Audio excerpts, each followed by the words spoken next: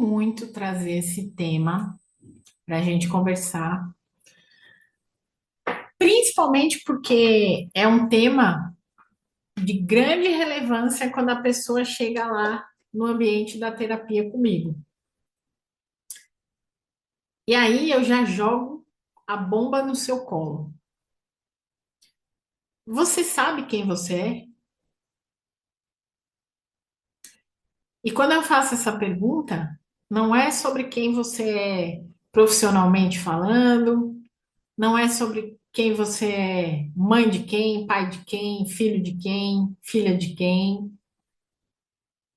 É sobre quem você é nessa existência. A pergunta de milhões, né? Porque é uma pergunta existencial e filosófica. Quem eu sou? Então, quando eu paro para pensar sobre isso, quem eu estou trazendo nesse mergulho, nesse, nessa inquisição minha, na verdade, na realidade?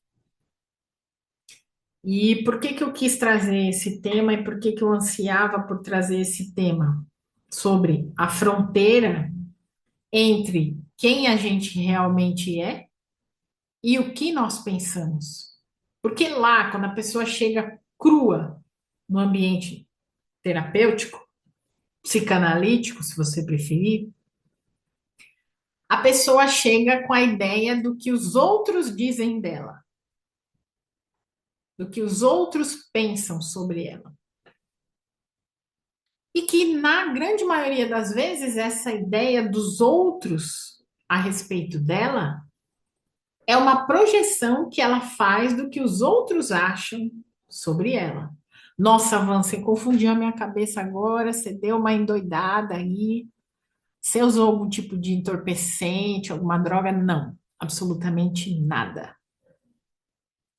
E nem escrevo roteiro para o nosso vídeo, parei com isso, porque toda vez que eu tentei escrever algum tipo de roteiro, eu ficava extremamente engessada, então eu abortei a ideia de roteiro também.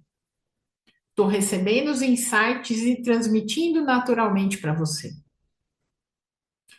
Então, quando a pessoa pensa em quem ela é, naturalmente ela vai trazer informações que as outras pessoas falam sobre ela.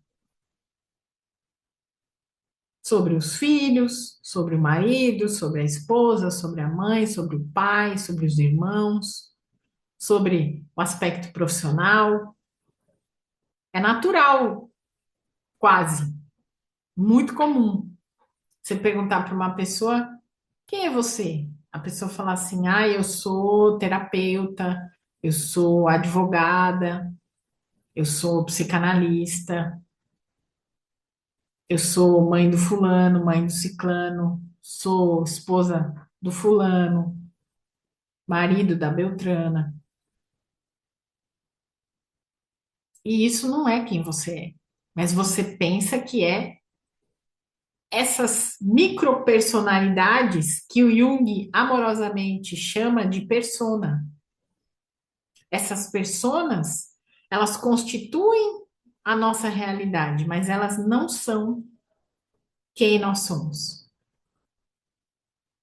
Quem nós somos, o Jung definiu sobre self. Mas para a gente chegar nesse tal desse self, olha, eu vou te contar. Tem que passar pelo ego, tem que passar pelo superego, tem que passar pelo id. Van, fala português? Ok. Tem que passar pela censura, tem que passar pelo instinto, tem que passar pela proteção, até você chegar no seu eu, no seu íntimo. Tem que passar pelos seus instintos, que muitas vezes dominam você e até dominam de uma forma muito intensa. Tem que passar pelo processo da sua própria censura, o que você acha certo, o que você acha errado, e as crenças de todo mundo que fazem parte dessa sua censura, isso eu posso, isso eu não posso. Se eu fizer isso, vou ser considerado isso. Se eu fizer aquilo, vou ser considerada isso. Se eu fizer isso, vão pensar que eu sou dessas ou desses. E ainda a sua maior barreira de proteção, o queridíssimo ego, que tanto nos prejudica se ele é inferiorizado demais. Eu sou a mosca do cocô do cavalo do bandido, quanto nos prejudica se ele é inflado demais. Eu sou a última bolacha do pacote, eu sou a última água no deserto. Eu sou incrível, sou fenomenal. Esse 8,80 do ego também te derruba. E na grande maioria das vezes, a pessoa ou ela tá nessa inferioridade, eu não sou ninguém na fila do pão, ou nessa superioridade, quem fulano é para pensar que ele pode fazer isso comigo? Quem fulano está pensando que eu sou para aguentar esse desaforo? As duas faces são péssimas. Então, por isso que eu faço essa pergunta. A fronteira de quem a gente realmente é entre aquilo que a gente pensa que é. E aí deixa a tua reflexão aí. Quero que isso exploda na sua cabeça agora. Quero que isso abra um triplex na sua cabeça agora. Abra uma mansão de 10 quartos na sua cabeça agora. Quem você é quando você pensa que o outro está diante de você? Pergunta de milhões, hein, Van? Puxa vida! Por que que você dá mais valor àquilo que falam sobre quem você é do que a pessoa que você realmente é? Por que você bota peso e sustentação na validação que vem do seu trabalho, do seu ambiente profissional, mas você não se valida pela figura constituída que você é, pela sua trajetória de vida até aqui, pelos seus aprendizados, pelos seus traumas, pelas suas dores? Por que você não se reconhece ainda?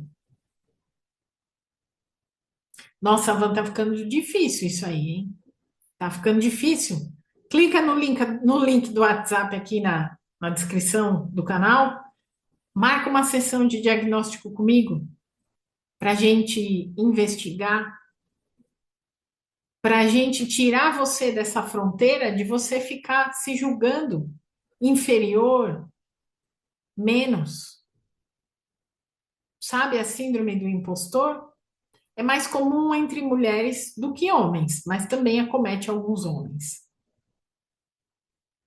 Talvez você esteja nesse lugar da síndrome do impostor, que é uma síndrome muito grave, porque você precisa o tempo todo dessa validação, desse reconhecimento, dessa força que vem do outro. Porque em algum momento a sua chave de autorreconhecimento se perdeu. O movimento da autorresponsabilidade também funciona aqui.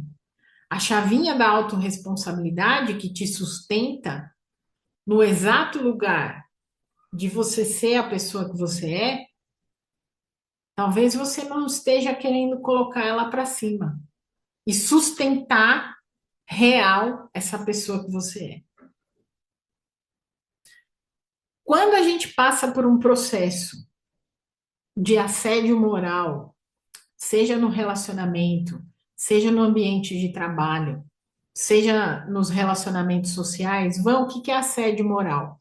Quando uma pessoa me derruba psicologicamente, sabe a pessoa que fala para você assim: nossa, como você tá gorda, hein, fulano? Nossa, como seu cabelo é horrível. Nossa, essa roupa aí não fica boa para você, não. Você não viu? Sabe assim, tem pessoas que chegam assim do nada e jogam essas coisas aí para os outros. Quando isso que é jogado para você No trabalho, o assédio moral é um pouco pior, né? Nossa, você é um inútil. Quando o chefe é, nossa, você não sabe fazer nada direito, né? Você não aprende aquilo que eu falei para você aprender. Você não identificou essas coisas, essas pequenas movimentações negativas vão criando marcas internas que mais tecnicamente a gente chama de trauma. E esses traumas levam você para um sequestro daquela partezinha que a gente tem no cérebro, que é a amígdala, não é a amígdala da garganta, mas é a amígdala que a gente tem no cérebro, e que está relacionada com o aspecto do medo. E você começa a acreditar nessas falas das outras pessoas. Principalmente se esse processo do sequestro da sua amígdala começou lá na sua infância. Ah, Ivan, não lembro. Óbvio, não é natural que você lembre de primeira. Mas por isso que dentro do aspecto de processo terapêutico a gente faz o manejo técnico para que isso venha e você se lembre disso. E você se limpe desses lugares para que você deixe o seu cérebro de ser sequestrado. Porque é o que acontece. Nesse sequestro do cérebro, a gente desidentifica, a gente perde a nossa identidade, a gente perde o nosso senso de realidade e passa a validar e a depender o vale, né? O processo de autenticação do outro, propriamente dito. Van, eu posso resolver isso? Eu posso sair desse lugar? Desde que você esteja determinado a passar pelo seu processo terapêutico e olhar essas feridas todas aí dentro. Nossa, Van, você já passou por isso? Já. Enquanto eu não olhei para todos os traumas trazidos pelo processo de assédio moral, enquanto eu não peguei todo esse conteúdo e falei, isso aqui não é meu, eu tenho a minha visão de mim e eu vou ao encontro dela, eu não saí desse movimento. E aí eu caía recorrentemente em relações onde o assédio moral voltava e voltava e voltava, até que eu me desse conta de que ele é um padrão na minha vida. E eu preciso sair desse padrão. Assim como a síndrome do impostor é um padrão. Assim como a vitimização é um padrão. E uma série de outros padrões aí que a gente tem. Mas eu, enquanto indivíduo, enquanto pessoa, preciso querer sair desse lugar.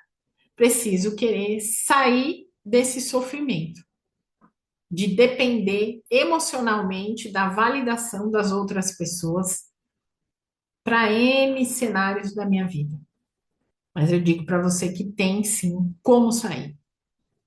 Então, se você refletiu sobre isso, se você acha que fez sentido aí, clica no link, marca uma sessão de diagnóstico para a gente conversar e compartilha esse vídeo com mais pessoas, deixe o seu like para que a gente consiga levar essa clareza e esse insight para mais pessoas.